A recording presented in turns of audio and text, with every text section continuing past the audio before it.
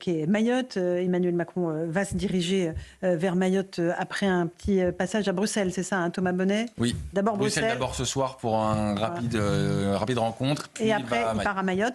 Dans son avion, il y aura 4 tonnes de fret, oui, avec du matériel humanitaire, sanitaire et des équipes de secours. Mais sur place, la situation est véritablement chaotique. Wilfried de Villers, vous êtes l'envoyé spécial d'Europe 1 à Mayotte. Vous êtes actuellement à Mamoudzou. Les dégâts sont absolument colossaux, mais l'aide humanitaire commence peu à peu à se mettre en place. C'est ça, Wilfried?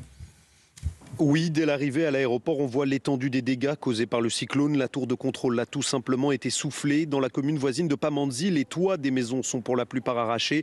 Partout, des débris de bois, de béton et des arbres déracinés. Les collines environnantes, habituellement vertes, sont désormais pelées. Le cyclone a tout emporté. J'étais tout à l'heure dans un bidonville de Petite Terre où les habitants ont tout perdu. Leurs logements de fortune sont en ruine.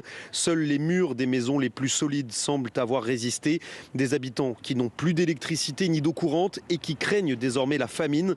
Face à la crise, l'aide humanitaire se met en place avec ce pont aérien et maritime entre l'île de la Réunion et Mayotte. 20 tonnes de nourriture et d'eau sont acheminées quotidiennement dans l'archipel, mais aussi du matériel médical et des renforts humains. 800 membres de la sécurité civile doivent arriver dans les prochains jours. Et on sait que le bilan est de 31 morts, bilan provisoire évidemment. Il y a des besoins absolument vitaux en médicaments, en vivres, en eau potable. Là, effectivement, Pierre Vermeuren, vous avez raison, c'est là la tragédie. Elle se joue là à Mayotte, parce que ça, c'est un véritable catastrophe. Si ce qu'on nous a dit au début est vrai, c'est presque indécent de dire que le bilan est de 31 morts, parce qu'on retarde les échéances, l'annonce, parce qu'on veut que ça passe plus inaperçu à Noël, s'il s'agit effectivement de centaines, voire de milliers de personnes, comme ça a été dit par les autorités préfectorales. Auquel cas, si vous voulez, 4 tonnes, c'est très bien, mais et même un bateau ou deux, si vraiment 400 000 personnes sont en détresse sans eau ni nourriture, c'est une tragédie biblique dont il s'agit. Donc je ne sais pas, moi, je n'ai pas les moyens de savoir si c'est vrai. Si ce qui a été dit au départ est vrai, exactement. Eh ben, la situation est dramatique parce que ça veut dire que les épidémies, avec tous les corps suspectés d'être enterrés rapidement, il y a des risques épidémiques dramatiques. C'est un pays musulman. Hein. Donc normalement, il faut enterrer les morts dans les 24 heures. Mais bon, on ne sait pas. C'est une tragédie. Dans quelles conditions ? Oui. Dans quelles conditions? Mais enfin, je n'ose pas imaginer ce que le bilan va donner. C'est un pays musulman. C'est un pays musulman. C'est un département français. Oui, mais pardon, je dis pays, excusez-moi. Je suis désolée. C'est un territoire français, effectivement, un département et à majorité musulmane. À majorité musulmane. Et je voulais juste préciser que les morts sont enterrés dans les 24 heures. Je voudrais souligner quand même les départements de France. Oui, allez-y, Naïma, mais je vais d'abord, on va rejoindre François-Noël Buffet, ministre des Outre-mer. Justement, l'élan de solidarité des départements de France. Qui sont évidemment très mobilisés pour les sinistrés de Mayotte. Bonsoir, monsieur le ministre. Vous êtes actuellement à Mayotte. Décrivez-nous la situation. Quels sont les besoins les plus urgents des habitants de Mayotte? Et comme le disait Naïma Mfadel, en quoi les gens dans l'Hexagone peuvent aider les Mahorais? Bonsoir, madame. Oui, je suis à Mayotte et à La Réunion en ce moment. Je retourne à Mayotte demain. La situation est une situation de désastre absolu. Lorsque j'ai survolé l'île lundi matin, l'ensemble évidemment des bidonvilles était emporté par le vent. Il n'y a plus rien du tout. Le plus surprenant ou le plus étonnant, dramatiquement parlant, c'est le fait qu'on ne voyait personne, peut-être une ou deux personnes, que des bâtiments qui étaient construits en dur, certains ont résisté, mais les toitures se sont envolées et qu'ils étaient inondés, dévastés. C'est une ambiance véritablement de désolation et un sentiment, je crois, mais réel, de sidération. Donc c'est une véritable catastrophe. Aucun lieu de l'île de Mayotte n'a été épargné par le cyclone Chido. Alors l'urgence ou l'extrême urgence, c'est évidemment d'apporter les premiers secours. Les secours les plus importants, c'est évidemment de l'eau, de l'alimentation, de la sécurité, bien évidemment, en termes d'ordre public, mais pas seulement. Et puis des moyens matériels pour mettre à l'abri les personnes. Évidemment, tout ce qui est tente, tout ce qui est type Algeco, tout ce type de matériel, c'est urgent. Remettre en route l'électricité, remettre en route les réseaux d'eau, travailler urgemment sur les réseaux téléphoniques. Depuis maintenant quelques jours, les représentants des des grandes sociétés téléphoniques sont présentes. EDF est évidemment présente. Les réseaux d'eau sont à 50% remis en état, mais la qualité de l'eau laisse à désirer. C'est la raison pour laquelle la sécurité civile, hier, est arrivée avec des hommes spécialisés pour les analyses d'eau, de façon à ce qu'il n'y ait pas de difficulté. Et puis surtout, c'est le pont aérien et le pont maritime, depuis aujourd'hui, qui s'est mis en route, avec des livraisons d'eau importantes. Depuis le début, c'est un A400M qui transporte de l'eau, on le voit sur vos images maintenant. Ce soir, pour la première fois, c'est un bateau de la CGM qui a été réquisitionné par l'État pour transporter du matériel. Il y a à peu près 80 tonnes de fret qui ont été projetées aujourd'hui à Mayotte. Et puis, vous avez ce bateau est parti ce soir, en tous les cas, appareil ce soir pour arriver dimanche. L'autre bateau, le Champlain, arrivera demain. Les services de secours, les régiments de génie militaires sont présents pour dégager les routes. Les gendarmes ont envoyé des véhicules et des camions pour pouvoir aussi participer à ces opérations-là. Nous sommes véritablement dans une situation d'extrême catastrophe où tout est à refaire en réalité. Tout est à refaire et la population en premier est à notre attention. De l'eau, à manger, des abris, avant de penser remise en route de l'électricité, je le disais, mais aussi de tous les réseaux, de manière à essayer de repartir à minima. Et ensuite viendra le temps de la reconstruction, mais nous n'en sommes pas encore là, même s'il faut déjà y réfléchir. François-Noël Buffet, vous êtes ministre des Outre-mer démissionnaire. Le président de la République arrivera demain sur l'île de Mayotte. Il amène du matériel, il amène des équipes de secours. Est-ce que cette visite est nécessaire? Est-ce qu'elle est importante? C'est un signal qu'on envoie à nos compatriotes mahorais? Bien sûr, il est important que le premier personnage de l'État soit là, aux côtés de ceux qui sont dans une très très grande souffrance, et au-delà de la souffrance, parfois même dans le deuil, même si pour l'instant nous ne sommes pas capables de dire précisément le nombre de personnes qui ont trouvé la mort dans ce moment dramatique. Et il faut que le président de la République soit là, il viendra demain, il ira rencontrer bien sûr les soignants et les malades de l'hôpital, bien sûr les habitants, les élus. Son programme est chargé, je l'accompagnerai bien évidemment.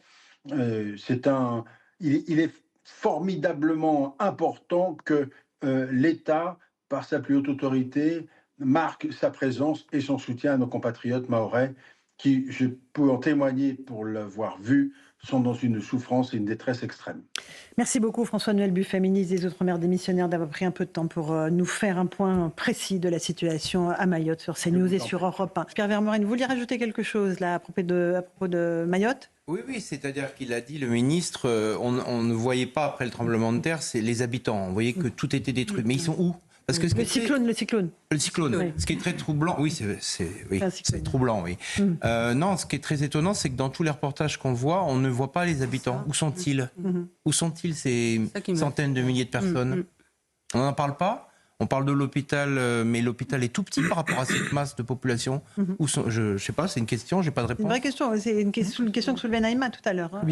Rien que dans les bidonvilles, il y a des centaines de milliers, des milliers de personnes. Des milliers de personnes. Moi, je rajouterais juste une chose. J'ai été extrêmement frappé par l'hypocrisie hallucinante de nos confrères, de la plupart de nos confrères qui ont fait de Mayotte un sujet tout à coup très important, gravissime, auquel ils consacraient du temps et surtout qui se sont servis de ça pour accuser le Premier ministre d'être allé faire un conseil municipal à Pau, même si c'était pas très malin. Mais en attendant, tout à coup, Mayotte était devenu le sujet intouchable, alors que cette situation avant le cyclone était déjà dramatique, que personne n'en parlait et que eux n'en parlaient pas, ou en tout cas beaucoup moins, et que par ailleurs, quand par hasard vous tendez le micro, ce qui est souvent fait d'ailleurs sur CNews, à des Mahorais ou à leurs représentants, je pense notamment à notre amie Estelle Youssoufa qui vient, elle est, invisibilisée absolument, elle et l'ancien député qui n'a pas été réélu d'ailleurs après la dissolution.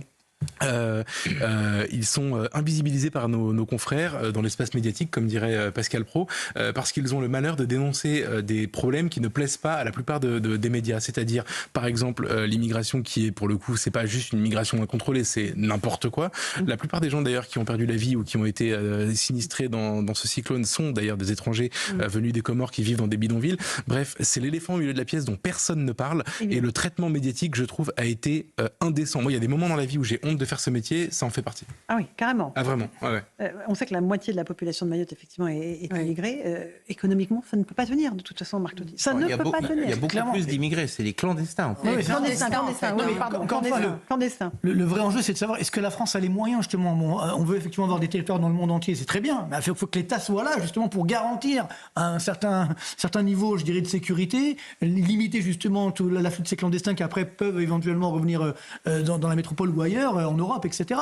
Donc voilà, et on voit ce qui se passe aujourd'hui. C'est vrai qu'avoir sur le territoire français autant de bidonvilles, etc., ça montre bien que l'État français, il ne peut pas tout déjà, mais si il veut garder, il doit assumer, ce qui malheureusement n'est pas le cas aujourd'hui. Et aujourd'hui, on paye la facture justement de ces erreurs et de ces dépenses, je dirais, mal allouées. Parce que la départementalisation a créé un immense miroir aux Alouettes et une illusion de France, justement. Alors on a beau le dire, en réalité, ça ne l'est pas, on le voit bien, concrètement. Et après, juste une question sur le voyage d'Emmanuel Macron. C'est de la com pour vous, Alexandre Devecchio ?